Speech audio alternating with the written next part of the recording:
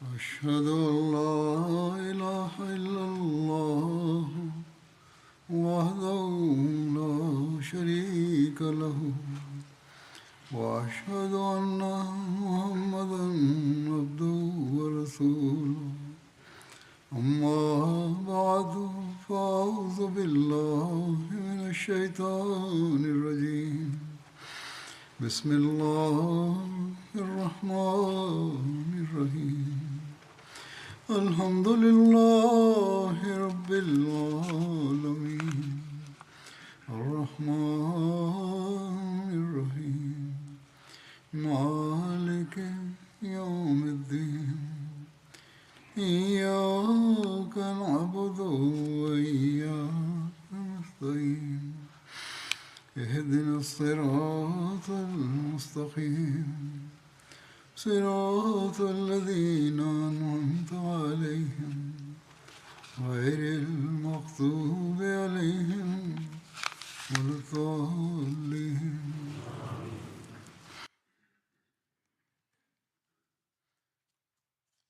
মহানবী সাল্লাল্লাহু আলাইহি ওয়াসাল্লামের যুগের বিভিন্ন যুদ্ধাভিযান এবং সেসব যুদ্ধের বা গজওয়ার কথা হচ্ছে যাতে মহানবী নিজে অংশগ্রহণ করেছেন। এতে বনু ফাজারার অভিযানের কথা আলোচিত হয়েছে। বনু ফাজারার বিরুদ্ধে এই যুদ্ধে একটা ঘটনা ঘটে যার উল্লেখ ইতিহাসে দেখা যায়, যা উম্মে কিরফার হত্যা সংক্রান্ত। কোনো ঐতিহাসিক এটি এভাবে লিখেছেন যা থেকে স্পষ্ট বোঝা যায় যে তা বাস্তবতা পরিপন্থী। তবকাতুল কুবরায় লেখা আছে,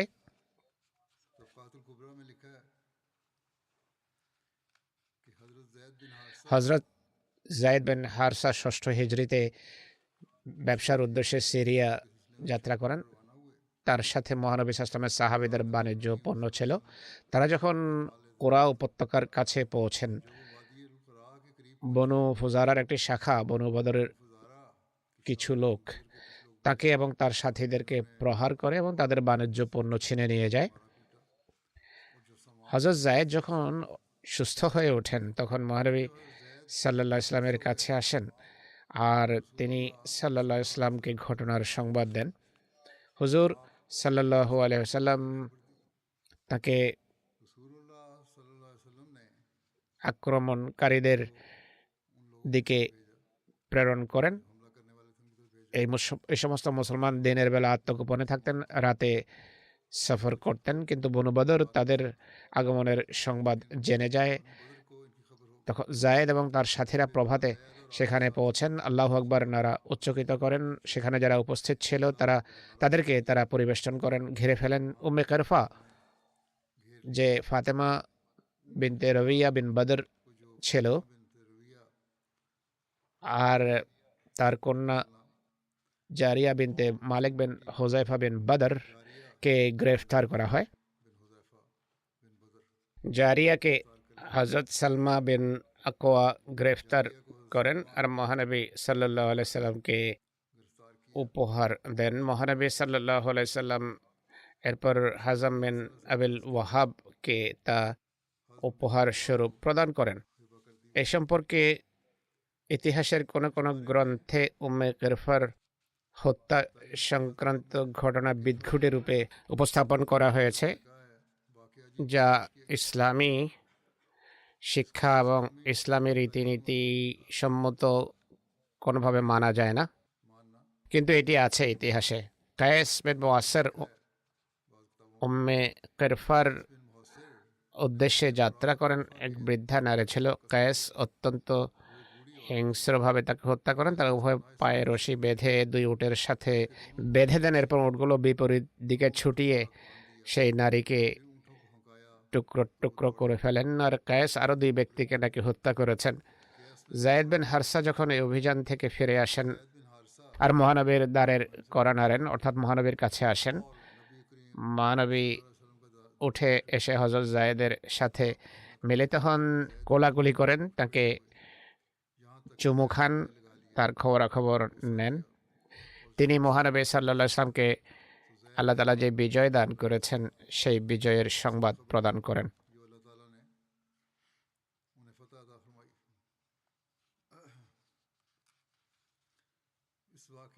অর্থাৎ তাকে দুই টুকরো করা সংক্রান্ত ঘটনা এটি।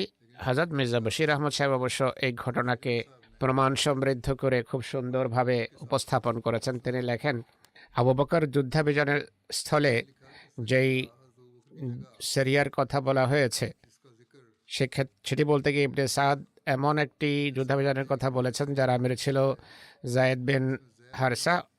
ইবনে সাদ হযরত আবু বকরের পরিবর্তে হযরত জায়েদকে আমির হিসেবে উল্লেখ করেছেন।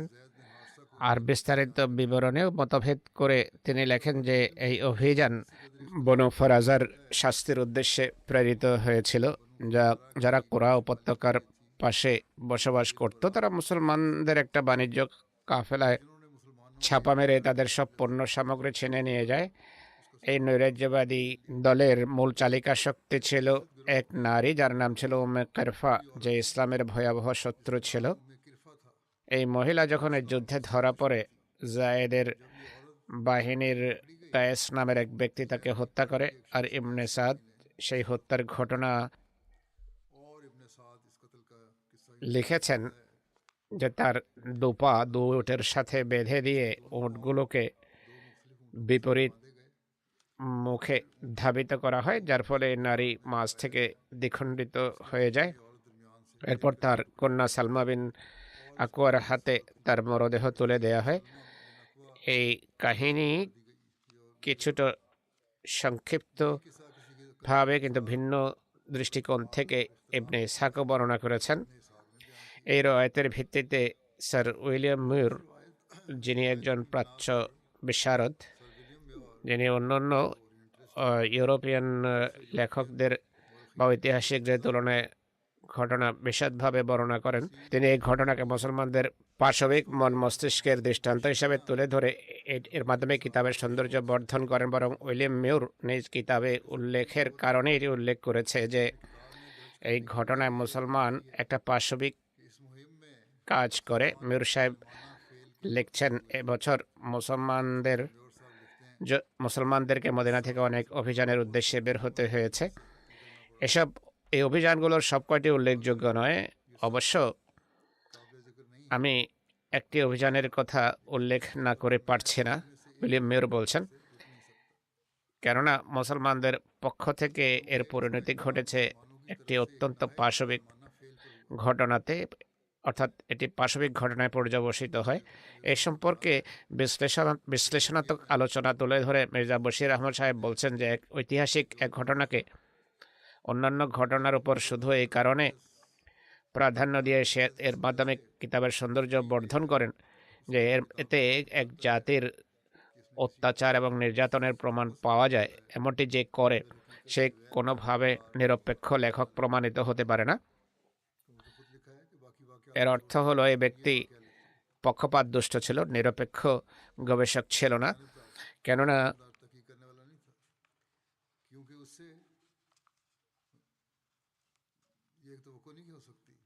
পক্ষপাতদুষ্ট ব্যক্তির কাছে আশা করা যায় না যে সে এই জুলুম এবং নির্যাতনের ঘটনা সম্পর্কে কোনো গবেষণা করবে, কেননা এটি করলে তার হাত থেকে একটি প্রমাণ বেরিয়ে যায়, একটি প্রমাণ তার হাত থেকে হারিয়ে যায়।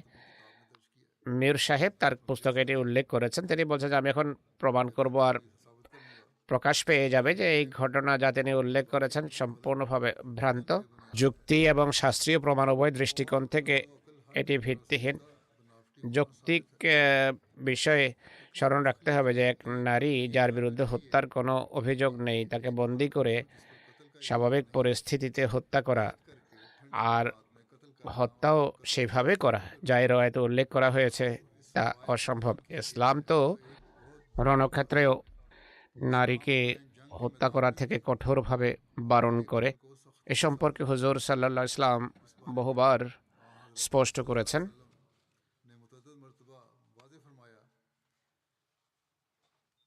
অর্থাৎ নারীদের হত্যা করবে না, রণক্ষেত্রেও না।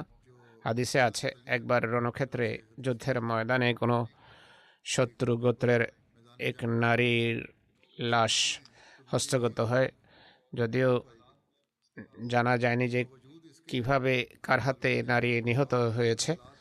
হুজুর তাকে এই মৃতদেহ দেখে খুবই অসন্তুষ্ট হন এবং সাহাবীদেরকে তাকিদপূর্ণ নির্দেশ দেন যে ভবিষ্যতে যেন এমনটি না হয়, কোনো নারীকে হত্যা করবে না। একইভাবে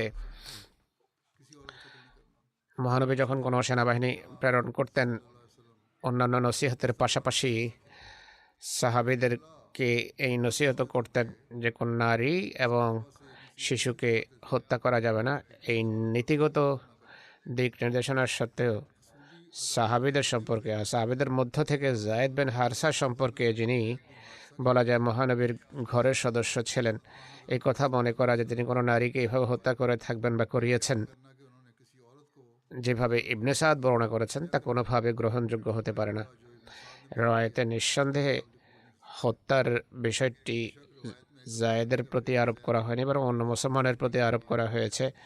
কিন্তু যেহেতু জায়েদের নেতৃত্বে এই ঘটনা ঘটেছে বলে বলা হয়, তাই জায়েদকেই এর জন্য দায়ী করা হবে।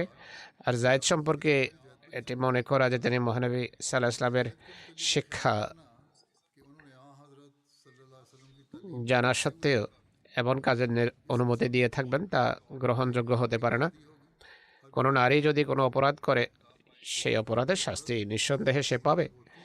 কোনো ধর্মের শরীয়ত বা কোনো দেশের আইন নারীকে অপরাধের শাস্তির ঊর্ধ্বে আখ্যা দেয়নি। আর প্রায়শ নারীদেরকে শাস্তি দেওয়া হয়, হত্যার অপরাধে তাদের মৃত্যুদণ্ডের ঘটনাও ছাপে। কিন্তু শুধু ধর্মীয় শত্রুতার কারণে বা যুদ্ধে অংশগ্রহণের কারণে কোনো নারীর হত্যা এমনভাবে করা যেভাবে রায়তে উল্লেখ করা হয়েছে, এটি এমন একটি কাজ যা মহানবীর নীতিগত শিক্ষা এবং পুরো ইসলামী ইতিহাস সেটিকে স্পষ্টভাবে প্রত্যাখ্যান করার এই কথা বলা যায় সে নারী অপরাধী ছিল, যেভাবে কোনো কোনো রায়তে উল্লেখ করা হয়েছে। সে মহানবীকে হত্যা করার ষড়যন্ত্র করেছিল, তাই বৈধভাবে তার বিরুদ্ধে হত্যার ফতোয়া দেয়া যেতে পারত, এটি সঠিক। কিন্তু প্রশ্ন হলো, যেখানে সাহাবীরা উম্মে কেরফার চেয়ে বেশি রক্তপিপাসু শত্রুদের এভাবে হত্যা করেননি, তাই এই কথা মনে করা যে জায়েদ বিন হারসার মতো আলোকিত সাহাবীর নেতৃত্বে এক বৃদ্ধা নারীর সাথে এমন ব্যবহার করা হয়ে থাকবে, এটি কোনোভাবে গ্রহণযোগ্য হতে পারে না। তাই যৌক্তিক দৃষ্টিকোণ থেকে এই কাহিনী যে কৃত্রিম তা স্পষ্ট, আর কোনো নিরপেক্ষ ব্যক্তি এই সম্পর্কে সন্দেহ প্রকাশ করতে পারে না। এখন থাকলেও ধর্মীয় শাস্ত্রের দৃষ্টিকোণ থেকে ইবনে সাদ যখন এটি বর্ণনা করেছেন, তিনি কোনো সনদ উল্লেখ করেননি। কোনো নির্ভরযোগ্য সনদ ছাড়া এই ধরনের ঘটনা বা রওয়ায়াত, যা মহানবীর স্পষ্ট শিক্ষা এবং সাহাবীদের স্বীকৃত রীতি পরিপন্থী, তা কোনোভাবে গ্রহণযোগ্য হতে পারে না, গ্রহণ করা যায় না। এই ঘটনা হাদিসের সবচেয়ে নির্ভরযোগ্য বই মুসলিম এবং আবু দাউদে বর্ণিত হয়েছে, কিন্তু তাতে উম্মে কেরফার নিহত হওয়ার কথা আদৌ উল্লেখ করা হয়নি। আর অনেক অন্য বিষয়েও ইবনে সাদের বর্ণনার সাথে এইগুলোর বর্ণনার বিরোধ রয়েছে। যেহেতু সঠিক হাদিস ঐতিহাসিক রওয়ায়াত থেকে নিশ্চিতভাবে এবং স্বীকৃতভাবে বেশি নির্ভরযোগ্য, তাই আবু দাউদ এবং মুসলিমের সামনে ইবনে সাদের রওয়ায়াতের কোনো ওজন নেই। এই বিষয়টা আরও স্পষ্ট হয়ে যায় যখন আমরা এই কথা সামনে রাখি যে যেখানে ইবনে সাদ এবং ইবনে ইসহাক এই রওয়ায়াত কোনো সনদ উল্লেখ না করে বর্ণনা করেছে, সেখানে ইমাম মুসলিম এবং দাউদ পুরো সনদ উল্লেখ করেছে। আর এমনিতেও মুহাদ্দিসদের সাবধানতার, বর্তমানে যারা পরম সাবধানী ছিলেন, এর বিপরীতে ঐতিহাসিকদের সাধারণ রওয়ায়াত কোনো অর্থ রাখে না। মুসলিম এবং আবু দাউদে এই ঘটনাগুলো যেভাবে উল্লেখ করা হয়েছে, তাতে উম্মে কেরফার হত্যার কথা আদৌ উল্লেখ করা হয়নি। উম্মে কেরফার নাম এতে উল্লেখ নেই, আর আমিরের নামও জায়েদের পরিবর্তে আবু বকর লেখা আছে। তাই এটিকে ভিন্ন অভিযান বলা যাবে না, কেননা ঘটনার অন্যান্য বিষয়গুলো এক এবং অভিন্ন। ঘটনায় উল্লেখ আছে যে এই অভিযান ছিল বনু ফারাজার বিরুদ্ধে। উভয়টিতে উল্লেখ আছে যে বনু ফারাজার নেতা ছিল এক বৃদ্ধা নারী। উভয় ঘটনায় সেই মহিলার বন্দী হওয়ার কথা উল্লেখ আছে, আর এটি উল্লেখ আছে যে তার এক কন্যা ছিল যে মায়ের সাথে বন্দী হয়েছিল, আর এটি উল্লেখ আছে যে সেই মেয়ে সালামা বিন আকওয়ার হাতে আসে। এছাড়াও আরও অনেক বিষয়ে দুটোর ভিতর মিল এবং সামঞ্জস্য আছে। ভাবার বিষয় হলো এই গুরুত্বপূর্ণ মিল থাকা সত্ত্বেও কেউ কি সন্দেহ করতে পারে যে এগুলো দুটো ভিন্ন ঘটনা? আমরা শুধু যৌক্তিক ব্যাখ্যার উপর নির্ভর করে না, বরং অতীতের গবেষকরাও স্পষ্টভাবে লিখেছেন যে মুসলিম ও আবু দাউদে একই ঘটনা বর্ণিত হয়েছে, যা ইবনে সাদ ভিন্নভাবে উল্লেখ করেছেন। আল্লামা জারকানি এবং ইমাম সোহেলি, ইমাম হালবি পরিষ্কারভাবে লিখেছেন যে এটি সেই ঘটনাই যা ইবনে সাদ এবং ইবনে ইসহাক তাদের কাহিনীতে ভ্রান্তভাবে উল্লেখ করেছে, কিন্তু এটি যে সেই ঘটনা, অভিন্ন ঘটনা, তার প্রমাণ হলো তাবরি উভয় ঘটনা পাশাপাশি বর্ণনা করেছেন আর ব্যাখ্যা করেছেন যে উভয়টি অভিন্ন এবং একই ঘটনা। বস্তুত এটি নিশ্চিত যে মুসলিম এবং আবু দাউদের সালামা বিন আকওয়া সংক্রান্ত ঘটনায় সেই রায়তি বর্ণনা করা হয়েছে যা ইবনে সাদ এবং ইবনে ইসহাক ইবনে কিরফার ঘটনা হিসেবে ভ্রান্তভাবে উল্লেখ করেছে। সেহার সঠিক হাদিসের রওয়ায়েত যেহেতু নির্ভরযোগ্য গ্রন্থে আছে এবং সনদে উল্লেখ করা হয়েছে, আর অভিযানে অংশগ্রহণকারী এক ব্যক্তির মুখে তা বর্ণনা করা হয়েছে, তাই ইবনে সাদ এবং ইবনে ইসহাকের নির্ভরযোগ্য সনদি গ্রহণযোগ্য, তাই এতে আদৌ কোনো সন্দেহ নেই যে উম্মে কিরফার পাশবিক হত্যার কথা মিথ্যা এবং ভিত্তিহীন ঘটনা, যা কোনো গোপন শত্রু কোনো মুনাফেকের ভাষায় ঐতিহাসিক রওয়ায়েতে এটি অনুপ্রবেশ করেছে। সত্য কথা হলো এই যুদ্ধাভিযানের বাস্তবতার তার চেয়ে বেশি কিছু নয় যা মুসলিম এবং আবু দাউদ বর্ণনা করেছে। কোনো ভ্রান্ত ঘটনার ইতিহাসে অনুপ্রবেশ এটি অভিনব কোনো বিষয় নয়, নতুন কোনো বিষয় নয়।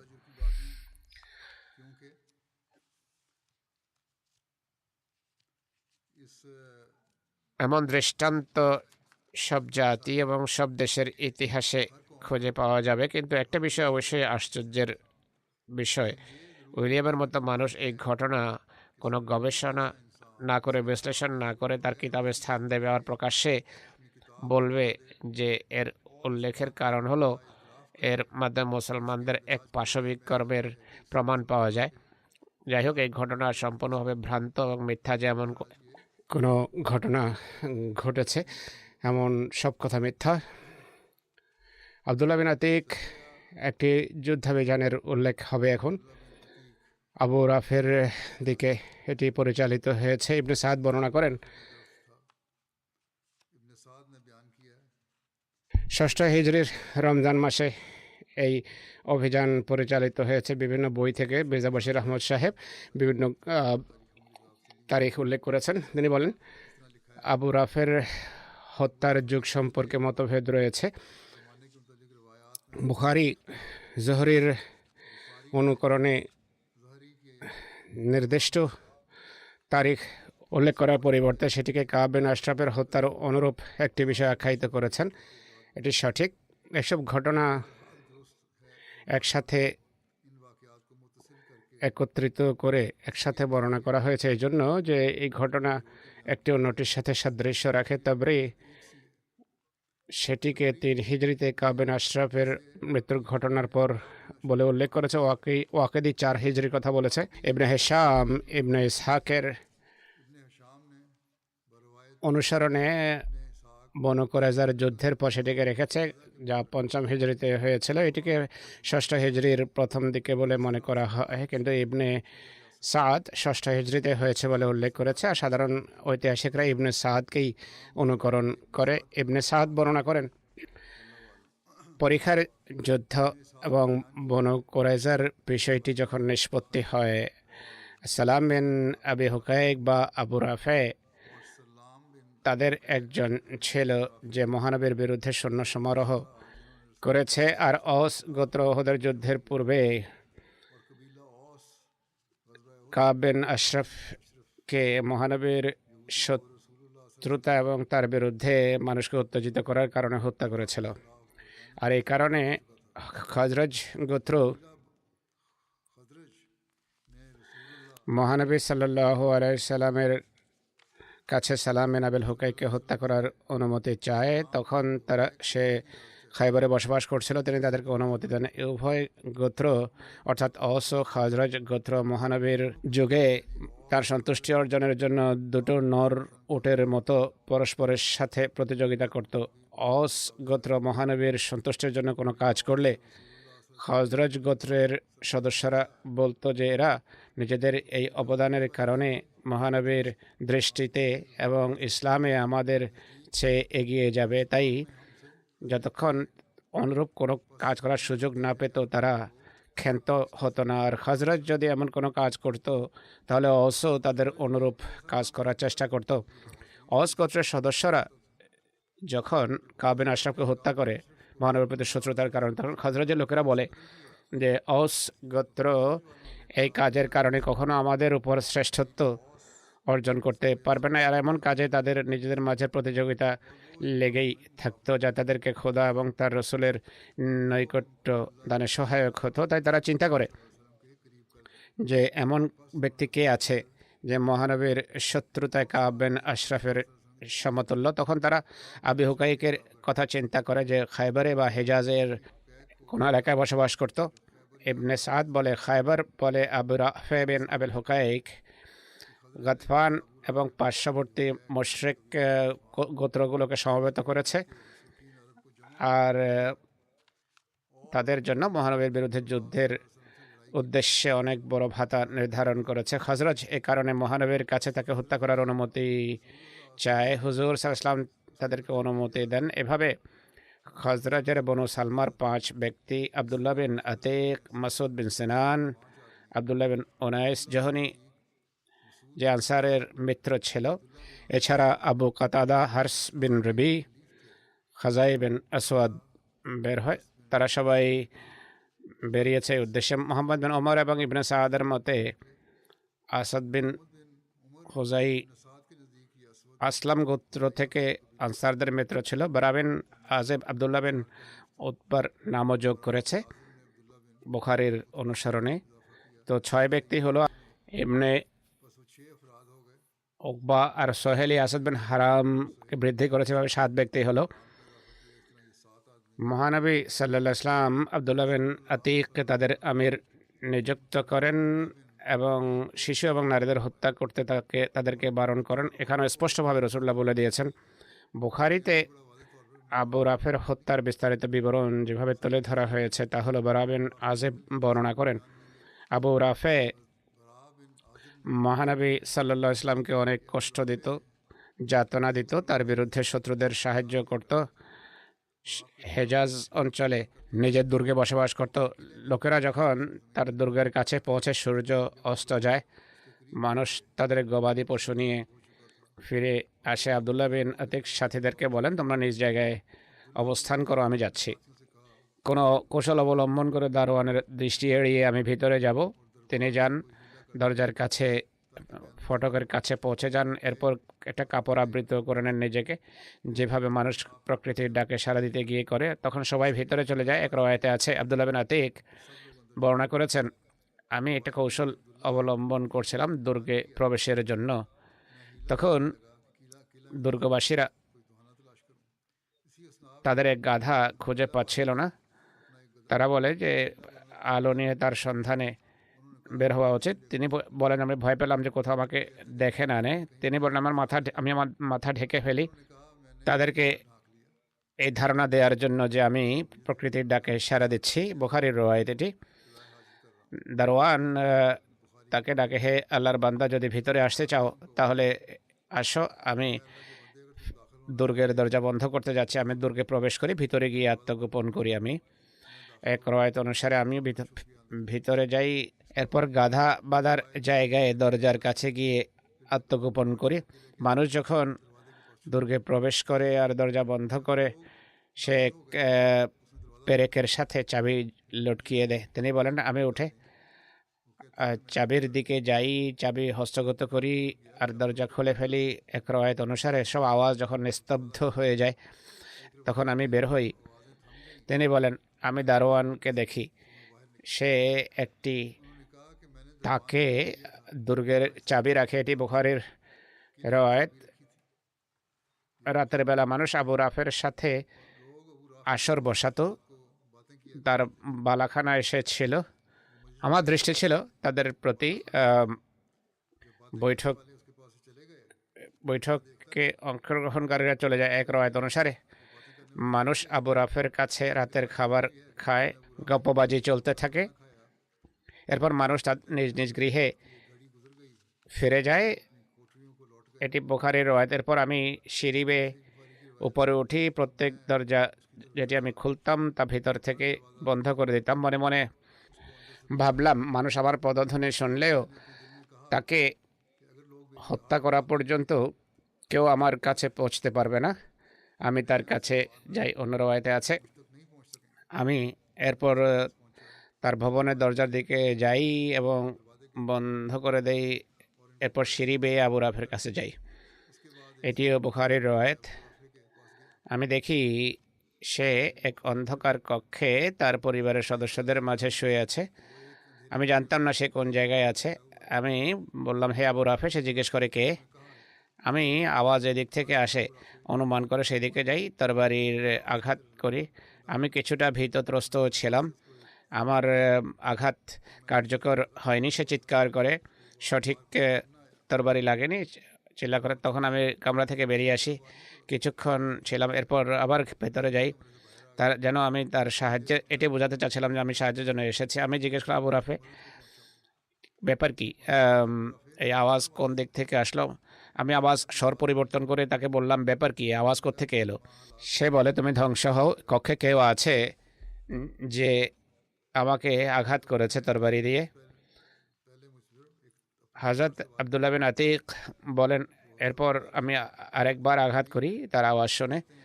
এতে সে তার রক্তক্ষরণ হয়, কিন্তু সে মারা যায়নি। এরপর তরবারির ধারালো দিক তার পেটে রাখি এবং তার পিঠ দিয়ে বেরিয়ে যায়। অন্য রওয়ায়াতে দ্বিতীয়বার হামলার কথা উল্লেখ আছে যে এরপর আমি আবার তার দিকে ছুটে যাই আর একবার আঘাত করি, কিন্তু কোনো কাজ হয়নি। সে চিৎকার করে, ঘরের লোকেরা জেগে যায়।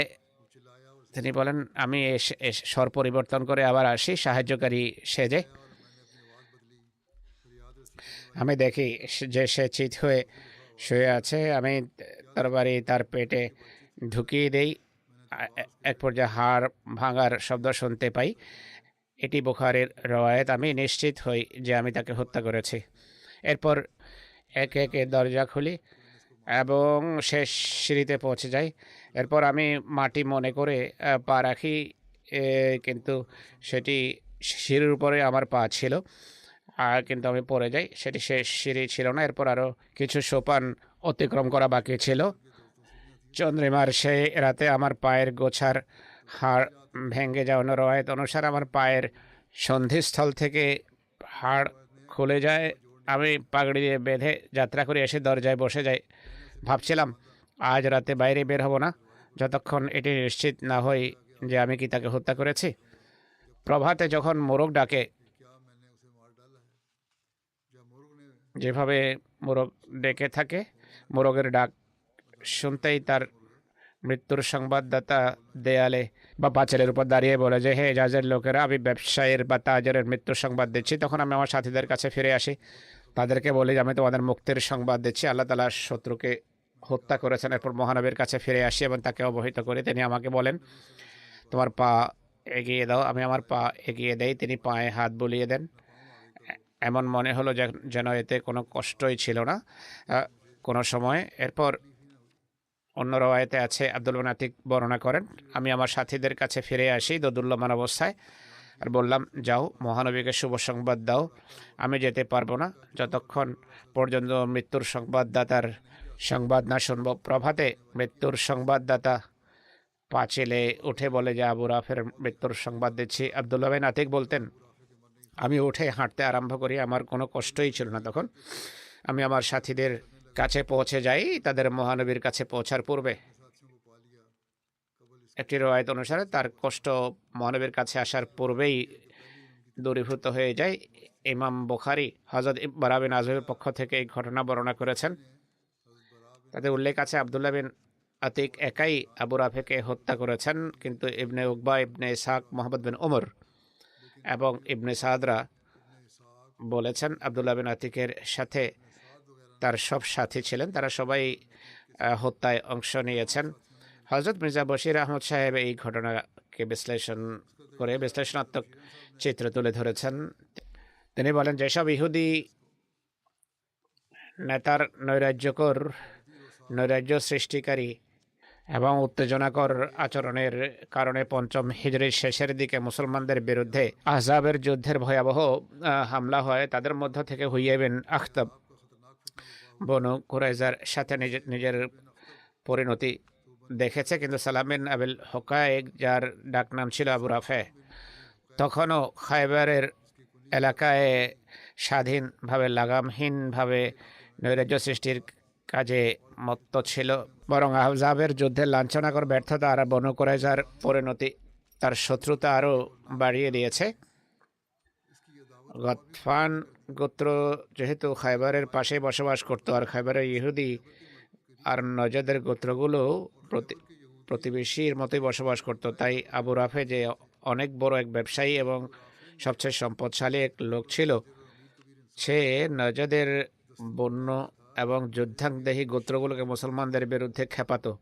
আর মহানবীর শত্রুতার ক্ষেত্রে সে কাব বিন আশরাফের প্রতিচ্ছবি ছিল, বা একেবারেই কাব বিন আশরাফের মতো ছিল। সে যুগে সে গাতফানিদেরকে মহানবীর বিরুদ্ধে আক্রমণ করার জন্য প্রভূত ধন সম্পদ দিয়ে সাহায্য করেছিল।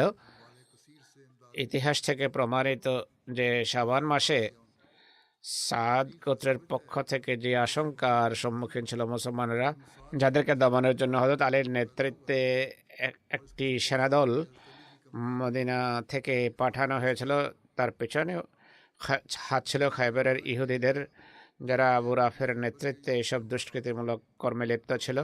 আবু রাফের কাজের এখানেই শেষ নয়, তার শত্রুতার অগ্নি দাউ দাউ করে জ্বলছিল। মুসলমানদের রক্তের পিপাসু ছিল সে। মহানবীর পবিত্র সত্তা তার চোখে কাটার মতো বৃত্ত। অবশেষে সে যেই পন্থা অবলম্বন করে তা হলো পরীক্ষার যুদ্ধের মতো।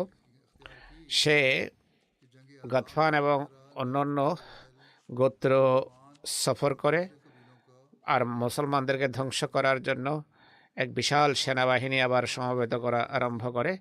পরীক্ষার বা আহজাবের যুদ্ধের পর পুনরায় সে দলবাজি আরম্ভ করে হামলার জন্য। পরিস্থিতি যখন এই পর্যায়ে গিয়ে ঠেকে, মুসলমানদের সামনে আবার আহজাবের চিত্র ফুটে ওঠে, তখন মহানবীর কাছে খজরজ গোত্রের কিছু আনসার আসেন এবং বলেন যে এই নৈরাশ্যের চিকিৎসা কোনোভাবে এই নৈরাজ্যের যে হোতা আবু রাফে রয়েছে তাকে ধ্বংস করাই হলো এর চিকিৎসা। মহানবী ভাবেন যে দেশে ব্যাপক রক্তপাতের পরিবর্তে এক নৈরাজ্যবাদের নিহত হওয়া শ্রেয়, তাই তিনি তাদেরকে অনুমতি দেন। আর আব্দুল্লাহ বিন আতিক আনসারের নেতৃত্বে 4 জন খজরাজি সাহাবিকে আবু রাফের উদ্দেশ্যে প্রেরণ করেন, কিন্তু যাওয়ার সময় তাকিদপূর্ণ নির্দেশ দেন যে দেখো, কোনো নারী বা শিশুকে হত্যা করবে না। পুনরায় তাকিদপূর্ণ নির্দেশ দেন। তাই পূর্বের ঘটনায় নারীকে হত্যা করার প্রশ্নই ওঠে না। 6ষ্ঠ হিজরির রমজান মাসে এই সেনাদল যাত্রা করে এবং খুবই বিচক্ষণতার সাথে নিজেদের কাজ সেরে তারা ফিরে আসেন। এভাবে এই সমস্যার মেঘমালা মদিনার দিগন্ত থেকে ছুটে যায়। বুখারীতে এর বিস্তারিত বিবরণ রয়েছে, যা সবচেয়ে সঠিক রওয়ায়াত। বারা বিন আজিব বর্ণনা করেন, মহানবী সাল্লাল্লাহু আলাইহি ওয়াসাল্লাম সাহাবেদের একটি জামাত আবু রাফের উদ্দেশ্যে একটি জামাত প্রেরণ করেন। আব্দুল্লাহ বিন আতিক আনসারিকে দ্বারা আমি নিযুক্ত করেন। আবু রাফের ঘটনা হলো, মহানবীকে সে অনেক কষ্ট দিত আর তার বিরুদ্ধে মানুষকে উত্তেজিত করত এবং তাদের সাহায্য করত। আবদুল্লাহ বিন আতিক এবং তার সাথী আবু রাফের দুর্গের কাছে যখন পৌঁছেন তখন সূর্য অস্তমিত ছিল। আবদুল্লাহ বিন আতিক সাথীদের পেছনে রেখে স্বয়ং দুর্গের দরজার কাছে ফটকের কাছে পৌঁছে যান। চাদর আবৃত হয়ে এর কাছে সেভাবে এমনভাবে বসে যান যেভাবে কোনো ব্যক্তি প্রকৃতির ডাকে সাড়া দিতে গিয়ে বসে। দুর্গের দরজা বন্ধকারী ব্যক্তি দুর্গের দরজার কাছে এসে আবদুল্লাহ বিন রাফেকে দেখে যে হে হে আমি দুর্গের দ্বার বন্ধ করতে যাচ্ছি, আসতে হলে আসো। আবদুল্লাহ বিন আতিক চাদর আবৃত হয়ে ভিতরে ঢুকে যান আর ফটকের দরজা বন্ধকারী ব্যক্তি দরজা বন্ধ করে এক খুঁটিতে চাবি ঝুলিয়ে চলে যায়। আবদুল্লাহ বিন আতিক নিজে বর্ণনা করেন যে আমি বেরিয়ে সর্বপ্রথম দুর্গের ফটক খুলে দেই যেন প্রয়োজনে খুব সহজে এবং দ্রুত বাইরে বের হওয়া যায়। আবু রাফে ঘরের বালাখানায় ছিল, টেরেসে ছিল, কক্ষে ছিল। তার কাছে অনেকেই আসরের জন্য এসেছিল এবং কথা বলছিল, আলাপচারিতায় মত্ত ছিল। এরা যখন চলে যায়, আসর ভেঙে যায়, নীরবতা ছেয়ে যায়, আমি আবু রাফের ঘরের সিঁড়ি বেয়ে উপরে যাই। আর আমি সাবধানতা যা অবলম্বন করি তা হলো আমার পথে যে দরজায় আসতো দরজা অতিক্রম করে ভিতর থেকে বন্ধ করে দিতাম। আবু রাফের কামরায় যখন পৌঁছালাম তখন সে প্রদীপ নিভিয়ে ঘুমানোর প্রস্তুতি নিচ্ছিল। কক্ষ ছিল তমসাচ্ছন্ন। আমি আবু রাফেকে ডাকলাম। প্রত্যুত্তরে সে বলে, তুমি কে? আমি সেই আওয়াজের উৎপত্তি স্থলের ধারণা করে তার দিকে যাই আর তরবারি দিয়ে এক জোরালো আঘাত হানি, কিন্তু অন্ধকার ছিল বেশ আর আমিও কিছুটা ভীতত্রস্ত ছিলাম, তাই সঠিক আঘাত লাগেনি। আবু রাফে চিৎকার করে ওঠে। তখন আমি দ্রুত কক্ষ থেকে বেরিয়ে যাই। স্বল্পক্ষণ পর আবার কামরায় আসি আর গলার স্বর পরিবর্তন করে জিজ্ঞেস করে, আবু রাফে এই আওয়াজ বাই ধ্বনি কোত্থেকে এলো? সে আমাকে চিনতে পারেনি আর বলে, তুমি ধ্বংস হও, কেউ আমাকে তরবারি দিয়ে এখন আঘাত করেছে। আমি আওয়াজ শুনে পুনরায় তার কাছে এসে তরবারি দিয়ে আঘাত করি। এবার আওয়াজ মক্ষম ছিল কিন্তু তখনও মরেনি। তৃতীয়বার আঘাত করে তখন আমি তাকে হত্যা করি। এরপর দ্রুত আমি দরজা খুলে ঘর থেকে বাইরে বেরিয়ে আসি। সিঁড়ি থেকে যখন নিচে নামছিলাম, সিঁড়ির কয়েকটা সোপান বাকি ছিল, কিন্তু আমি ধরে নিয়েছিলাম যে আমি মাটিতে এসে গেছি। যাই হোক, আমি অন্ধকারে পড়ে যাই। আমার পায়ের গোছা ভেঙে যায়। অন্য রওয়ায়েত অনুসারে অস্থি সন্ধি খুলে যায়, কিন্তু মাথার পাগড়ি দিয়ে বেঁধে হামাগুড়ি দিয়ে বাইরে বেরিয়ে আসি।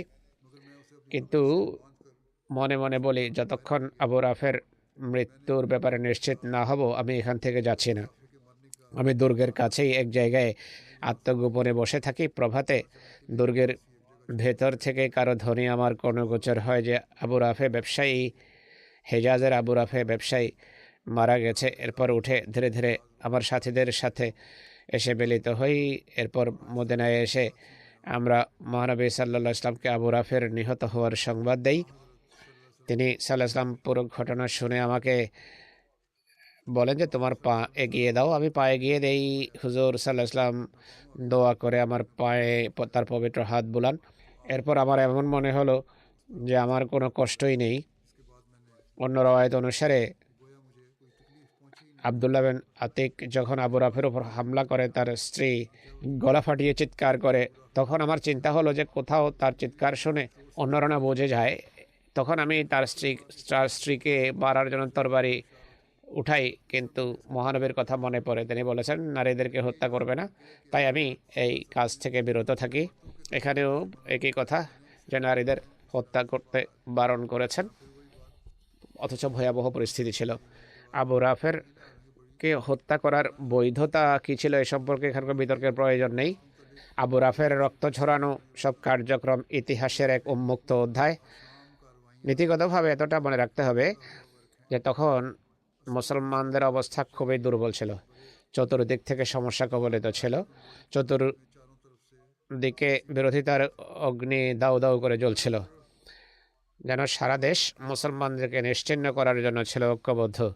নাম্বার 2, এমন স্পর্শকাতর সময়ে আবু রাফে সেই অগ্নিতে গৃহীত ঢালছিল যা মুসলমানদের বিরুদ্ধে প্রজ্বলিত ছিল, আর নিজের প্রভাব প্রতিপত্তি এবং সম্পদ দিয়ে আরবের বিভিন্ন গোত্রকে ইসলামের বিরুদ্ধে উত্তেজিত করছিল। আর আহজাবের যুদ্ধের ন্যায় আরবের বন্য গোত্রগুলোকে ঐক্যবদ্ধ করে মদিনার উপর হামলার প্রস্তুতি নিচ্ছিল। নাম্বার 3, আরবে তখনও কোনো কেন্দ্রীয় সরকার ছিল না যার কাছে সাহায্য চাওয়া যেতে পারত, কেননা সব গোত্র নিজ জায়গায় ছিল স্বাধীন। তাই আত্মরক্ষার জন্য নিজে কোনো পরিকল্পনা করা ছাড়া অন্য কোনো ব্যবস্থা ছিল না। নাম্বার 4, ইহুদিরা পূর্ব থেকেই ইসলামের বিরুদ্ধে যুদ্ধরত ছিল, আর মুসলমান এবং ইহুদিদের মাঝে যুদ্ধ বিরাজমান ছিল। নাম্বার 5, তখন পরিস্থিতি এমন ছিল যে প্রকাশ্যে ইহুদিদের বিরুদ্ধে যদি সৈন্য পরিচালনা করা হতো তাহলে এর ফলে প্রাণ ও সম্পদের ব্যাপক ক্ষয়ক্ষতির আশঙ্কা ছিল। আর আশঙ্কা ছিল যে যুদ্ধের অগ্নি বিস্তৃত হয়ে সারা দেশে ছড়িয়ে ব্যাপক প্রাণহানির কারণ হতে পারে। এমত অবস্থায় সাহাবীরা যা করেছেন তা একান্ত সঠিক এবং যথাযথ পদক্ষেপ ছিল। আর যুদ্ধের মাঝে যখন এক জাতি জীবন মৃত্যুর পরিস্থিতির সম্মুখীন, তখন এই ধরনের পরিকল্পনা সম্পূর্ণভাবে বৈধ। আর সব জাতি, সব গোষ্ঠী প্রয়োজন অনুসারে সকল যুগে এমন পন্থা অবলম্বন করে আসছে। বড়ই পরিতাপ যে বর্তমান নৈতিক অবক্ষয়ের যুগে অপরাধীদের প্রতি সহানুভূতির প্রেরণা এমন পর্যায়ে পৌঁছে গেছে যে একজন অপরাধীও হিরো হয়ে যায়। আমরা এটাই দেখি, অত্যাচারী হিরো হয়ে গেছে। অপরাধী অপরাধের কারণে যে শাস্তি পায় সেটির কারণে মানুষ তার অত্যাচারীর প্রতি সহানুভূতি দেখানো আরম্ভ করে। অপরাধীকে শাস্তি দিলে বা শাস্তির কথা বলা হলে সাধারণ মানুষের সহানুভূতি তার বা স্বার্থপররা তাদের প্রতি সহানুভূতি প্রদর্শন করে, আর তার যে জুলুম এবং অপরাধ ছিল তা মানুষ ভুলে যায়। ইসলাম সম্পর্কে আমরা পরিষ্কারভাবে বলতে চাই যে ইসলাম এমন মিথ্যা আবেগের অন্ধ অনুকরণকারী ধর্ম নয়। ইসলাম অপরাধীকে অপরাধী আখ্যা দেয় আর তাকে শাস্তি দেওয়াকে দেশ এবং জনগণের জন্য আশীর্বাদ আখ্যা দেয়। ইসলাম এক পচা অঙ্গকে কেটে ফেলার শিক্ষা দেয়, আর এই কথাকে সমর্থন করে না যে পচা অঙ্গকে ভালো অঙ্গকে খারাপ করার অনুমতি দিতে হবে। শাস্তি দেওয়ার রীতি সম্পর্কে এখন কথা বলছি। এই সম্পর্কে পূর্বেই বলা হয়েছে যে আরবের সমসাময়িক পরিস্থিতির অনুসারে আর যুদ্ধের পরিস্থিতিতে যা তখন মুসলমান এবং ইহুদিদের মাঝে বিরাজমান ছিল, তখন এই পন্থা অবলম্বন করা হয়েছে।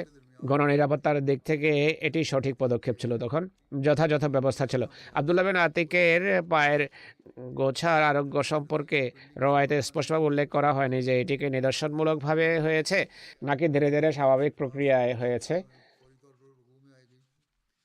যদি স্বাভাবিক প্রক্রিয়ায় হয় তাহলে এটিকে সাধারণ ঘটনা জ্ঞান করা হবে, আর মহানবীর দোয়ার প্রভাব শুধু এতটা হবে যে তার দোয়ার কল্যাণে এই আঘাত স্থায়ী কোনো ক্ষতিকর কুফল থাকতে দেয়নি, বরং আবদুল্লাহর পায়ের গোছা পূর্বের অবস্থায় ফিরে আসে, পুরো শক্তি ফিরে পায় এবং আঘাতের প্রভাব সম্পূর্ণভাবে মিটে যায়। কিন্তু এটি যদি অলৌকিক নিদর্শন হিসাবে তাৎক্ষণিক আরোগ্য হয়ে থাকে তাহলে নিঃসন্দেহে এটি আল্লাহ তাআলার বিশেষ তাকদীরের অধীনে হয়ে থাকবে, যা তিনি তার রসুলের দোয়ার কল্যাণে প্রকাশ করে থাকবেন। এটি হলো এই সংক্রান্ত ঘটনা। আরও কিছু কথা আছে এই সংক্রান্ত, ইনশাআল্লাহ ভবিষ্যতে তা বর্ণনা করা হবে।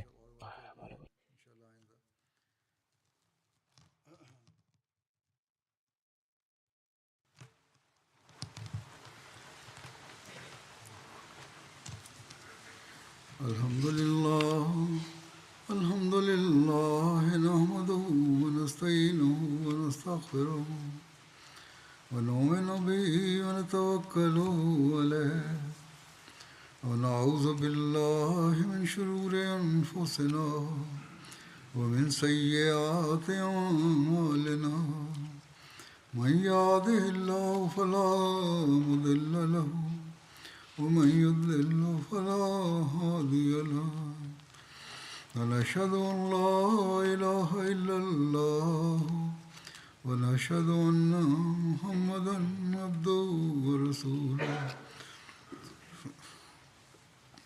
عباد الله رحمكم الله إن الله يأمر بالعدل والإحسان وإيتاء ذي القربى وينهى عن الفحشاء والمنكر والبغي يعظكم لعلكم تذكرون اذكروا الله يذكركم وادعوه يستجب لكم ولذكر الله أكبر